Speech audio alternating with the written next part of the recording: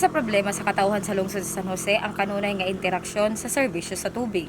Karong adlaw, Agosto 24 ning kasamtangang tuig, ang Manila Water Foundation kaabag ang Bank of the Philippine Island kung BPI formal nga mi-turnover sa bag-ulang na human nga proyekto sa linya sa tubig ngadto na sa San Jose Dinagat Islands Water District. At sa attention na ibinibigay sa atin ng Manila Water Foundation.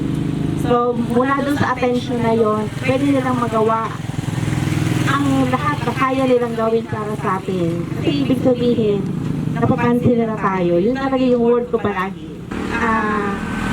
Tuwang-tuwa kami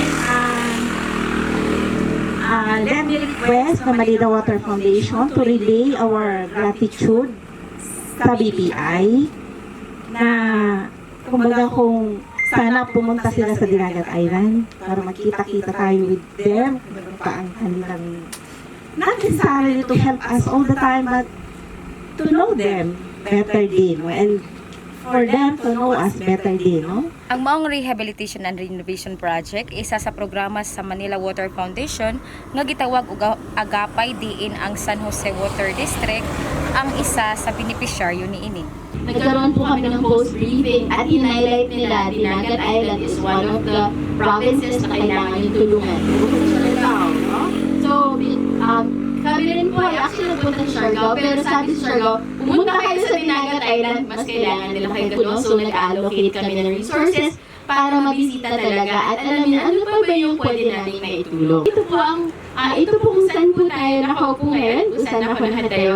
Ito po ay binuhusan lang kahapon. So this is an 18-meter na transmission line. This is a main transmission line. Galing sa Manoligaw, no? Yung source. So, nung una po, ang originally, yung tubo po na nakikita niyo po na nandyan, yung blue, nakahang po yun sa gilid ng itong road. And for many times in the past few years, parati siyang nire-repair. Dumating nga sa panahon, nilalagyan nila ng support na wood at nananahawan siya ng kahoy. So, magastos siya. No? Tapos, paulit-ulit nag-i-airroad pag malakas yung ulan, binabantayan nila to at hindi nila mapalakas yung pressure kasi delikado yung part na to, no? Hanging siya talaga. So, ito yung one of the vulnerable sites na na-identify. The only solution is to ibaon siya, no? So, kung saan po tayo nakating tungtong, niliko po natin yung pipe. So, nandito po yung pipe, tapos nandun sa pabalik. So, ito po ay isang milestone project din. Kasi ito rin po ang unang rehab and recovery project ng Manila Water Foundation. Meron kaming relief response, pero first time kami nag-rehab and recovery. Yung talagang mas malalim na tulong galing sa sakuna. Atol sa maong seremonya, mihatag sa ihang mensahe si San Jose Municipal Vice Mayor Honorable Ruben G. De Zuniega, isipasalamat ngadto na sa kadagkuan sa Manila Water Foundation ug Bank of the Philippine Islands kun BPI. We are very thankful from the San Jose na binibigyan niyo kami pa rin ng malinis na tubig. Ika nga ni from the Manila Water, malinis ang ating tubig naturally. And kami naman sa Municipality of San Jose, and of course with the Congress also, we are asking the Water District kung ano man po yung mga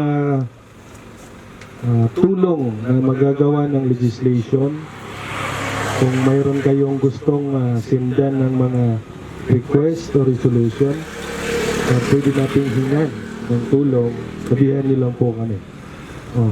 Kasi kayo po yung nakakaalam kung ano po ang kailangan ng Water District. Kung ano po ang mga kailangan at kung sino po ang dapat nating dulugin.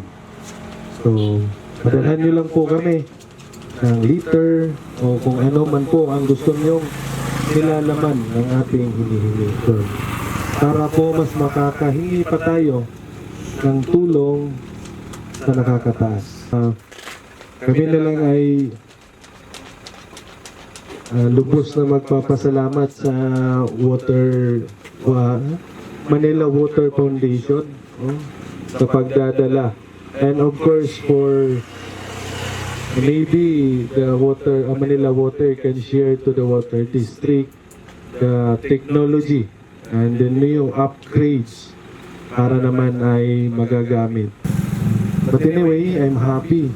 And of course, the mayor, pasensyahan nyo na kasi si mayor may mga biglaang lakad with congressional.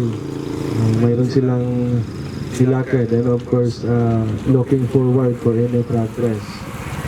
Alam ko naman namin na lahat ng mga ginagawa natin ay para sa ikabubuti ng San Jose at Sabinaga. Uulitin ko, maraming salamat sa inyong lahat sa invitation and muling magpasalamat din kami sa foundation, the BPI and Manila Water and to the management of the Water District. Tuloy lang ang laban.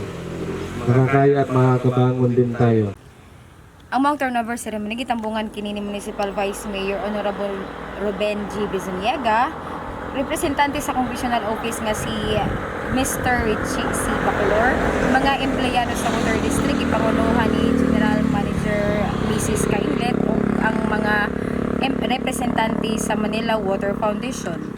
Alang sa uban pang mga detalye, kanunay lamang ka musunod sa official Facebook page sa PIO Dinagat Islands. Alang sa Dinagat News Daily, kini sa Alos Emperador Piso, reporting.